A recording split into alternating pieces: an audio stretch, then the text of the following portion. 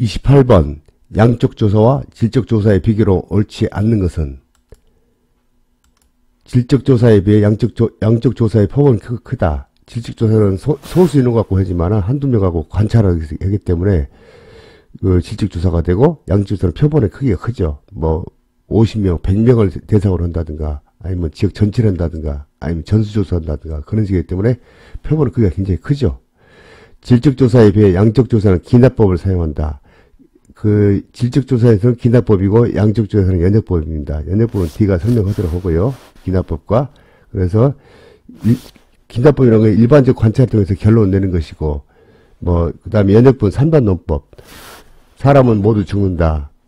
소크라테스 인간이다. 그러므로 소크라테스는 죽는다. 이 3단 논법으로 쓰는 것이죠. 그 다음에 3번 양적 조사에 비해 질적 조사는 사현상 주관적 의미를 갖는다. 양적은 객관적이고 질적은 관찰자의 주관적 의미가 굉장히 강하게 들죠. 그 다음에 4번 양적 조사는 가설을 지향하고 질적 조사는 탐색 발견한다. 그렇습니다. 이것은 가설을 설정하고 가설을 검증하는 것이죠. 그 다음에 질적 조사는 탐색, 관찰 그런 거 있거든요. 그 다음에 양적 조사에 비하여 질적 조사는 조사 결과에 일반하기 어렵다. 양적 조사는 결과가 뚜렷이 나오지만 질적 조사는 개인의 관찰자의 주관적인 생각이기 때문에 조사 결과가 일반하기는 굉장히 어렵습니다. 그래서 28번의 정답은 2번이 되겠습니다. 자, 그러면 질적 조사와 양적 조사의 비교 분석 한번 해봅시다. 자, 질적 조사는 아까 제가 앞서 말했지만 전부 다 주관적이에요. 관찰자. 주관적이고 방법, 연구, 디자인, 융통성이 있다. 그 다음에 가설이 없다. 이건 가설이 없다는 것이죠. 양쪽은 가설을 검증하는 것이고 그 다음에 탐색, 관찰 그런 거거든요. 학습자로서 연구자의 역할이다. 표본이 아주 작다. 그리고 자연스러운 실제 환경이다.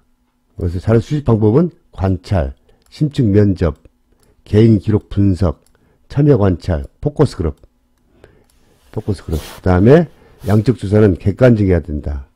그리고 융통성이 없다. 딱딱딱 떨어지니까. 당신은 남자입니까? 여자입니까? 그리고 딱딱 떨어지잖아요. 그 설명적 성격.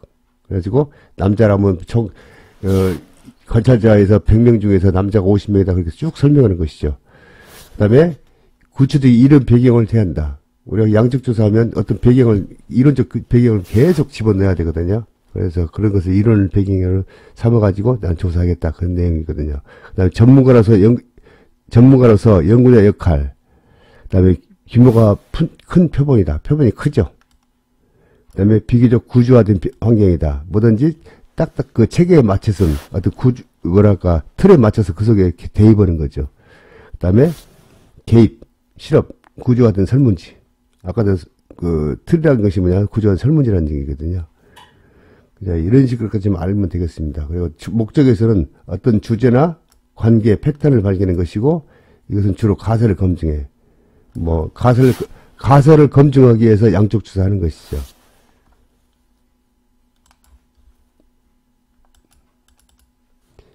자, 또, 이제, 다른 목적이 뭔가 한번 봅시다. 양적 연구에서는 설명, 예측, 통계. 양적에서는 통계가 아주 핵심이죠. 핵심. 통계, 일반화 예측, 그 다음에 정체성, 실제는 변하지 않는 사실들로 구성되어 있다. 실제는 양으로 나타낼 수 있는 자료다. 이것은 양으로 표시하는 것이죠. 가치, 개방성, 초점, 방향성, 미리 설정된 가설을 검증하는, 가설을 증명하는 것이죠. 그 다음에 객관성, 자료는 객관성, 자료는 인간의 지각과 독립, 도구는 검사, 관찰기로 설문지 등, 그런 것이 있고, 그 다음에 신뢰성, 객관적, 이거 반복 가능성이 있다. 그 다음에 질적 연구는 인간의 해석과 지각을 이해하는 것이다. 역동적이고, 그 다음에 가치 제한성, 자료는 인간의 지각이다. 일차적 자료, 이것은 주로 이제 일차적 자료 도구로 많이 사용하죠. 그 다음에 타당성은 실제로 풍부하고 총체적 자료다. 이런 식으로 간단히 알아두면 이것은 그렇게 중요한 거 아니니까 한번 이런 식으로 있다는 거 말하시면 될 것 같습니다. 그 다음에 질적 설계. 자, 양적 조사는 설문지, 통계증 수치로 하는 것이고, 이게 핵심이에요. 설문지하고 통계. 그 다음에 질적 조사는 인터뷰, 참여 관찰을 통해서 의미를 파악한다. 관찰자의 몫이죠. 이거는 양적조사는 객관적이고 이건 주관적, 관찰자의 생각이 많이 개입되죠. 질적조사 설계는 어떤 면에서 양적조사 설계보다 더 유리할 수 있다. 비구조한 질적조사의 경우 특별히 조사에 대한 방향성을 구체화할 필요가 없으며 연구자의 경험과 전문성, 연구 전문성에 의존하기 때문에 유용화하는 것도 의미가 없는 경우가 많다. 질적조사는 조금 그 분야에 많은 연구 자료가 있어야 돼요. 그래야 이게 조금 검증이 되는 것이지, 그냥 초보자가 질적조사를 하기는 어렵습니다. 그 다음에 반구조화 또는 구조화된 질적조사의 경우에만 앞에 제시한 인과관계, 이론적 기반형, 마인드 맵형, 조사 설계 개념이 상황에 따라 적용될 수 있다. 다만 이 경우도 어느 정도까지 구조화할 것인가에 대해 고민해야 한다. 질적조사는 조사 설계 대신에 연구 내용이나 방향에 대한 고민한다.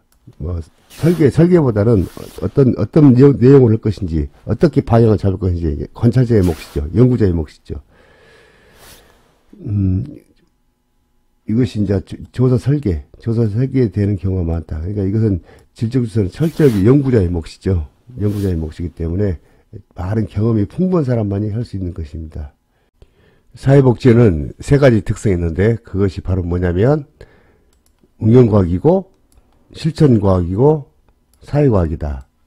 자, 응용과학은 사회복지학은 인간의 욕구를 충족하기 위해 과학적 지식을 사용하며 복잡한 인간 체계 연구를 하기 위하여 개발된 지식과 기술을 사용한 학문이다. 그래서 응용을 할 줄 알아야죠. 순수과학을 안 듭니다. 실천과학, 사회복지학은 실천 현장에서 직접 실천한 학문이다. 사회복지학은 이론 중심이 아닌 이미 개발된 이론을 갖다가 보편적으로 널리 적용하며 사회복지 문제 해결 실마리를 제공한다. 사회복지사들은 학자들이 이미 이론을 제기했던 것을 우리는 그것을 응용하는 것 뿐이죠. 3번, 사회과학.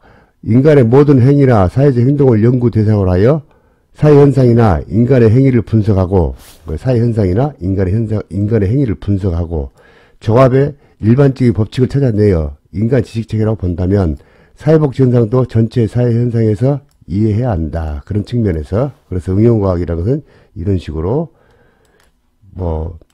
자동차가 되기도 하고, 알약이 되기도 하고, 이렇게 응용을 해야 할지 압니다. 그래서, 실천과학은 또 뭐라고 표현했냐면, 실수는 빨리 할수록 좋다. 실수는 절대 제가 봐도 실수는 결국 나쁜 게 아니에요. 조금 기분이 나쁠지는 모르고 좀 좌절감 들지 모르겠지만 거기서 무너지면 안 됩니다. 실수는 빨리 좋다라는 결과는 과학적 실천에서도 하나의 규칙이다. 그렇기 때문에 여러분도 혹시 실수하거나 그러면 좌절하지 마시고 하나의 과정이다라고 보시면 될 것 같아요. 과학자들도 자신이 만든 구조물과 사랑에 빠지곤 한다. 이것이 뭔 말이냐면 자기 만든 것에 애착을 느낀다는 얘기죠. 경제학자 풀 세무엘슨이 언제가 말했듯이 이론은 거듭나는 장례식을 통해 진보한다. 이론은 죽어가면서 삭제되면서 통해 진보한다. 그 말을 같습니다.